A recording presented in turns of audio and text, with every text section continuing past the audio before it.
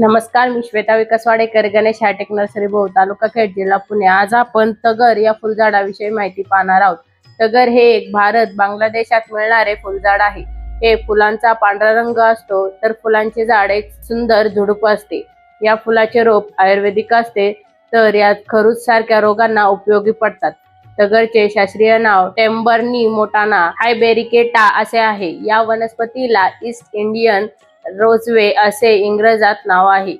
सदाहरित फुलझाडांची उंची जास्तीत जास्त 7 ते 8 असू शकते। पावसाळा आणि थंडीच्या दिवसात फुलांचा विशेष बहार येत असला तरी वर्षभर फुले येतात। तगरची फुले आकाराने लहान असतात, तर पाकळ्या त्यांचा रंग पांढरा शुभ्र, फुलांच्या देठाचा रंग हिरवागार, पाकळ्या पाणीदार आणि नाजूक असतात। त्यांची रचना साधारण चांदणीसारखी दिसते, तर त्यामुळेच त्यांना सदाहरित वृक्ष असेही म्हणतात। फुले सुगंधरहित असून फांद्यांच्या टोकावर येतात। या फुलांचा वापर देवपूजेसाठी तर केला जातोच, परंतु यापासून अनेक विकारांवर औषधे देखील बनवले जातात।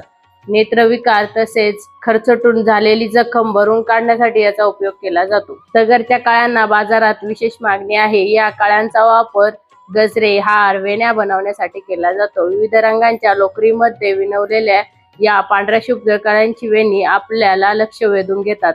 असे हे प्लांट आमच्या गणेश हायटेक नर्सरीमध्ये उपलब्ध असून आपणास हवे असल्यास खाली दिलेल्या नंबरवर कॉल करा।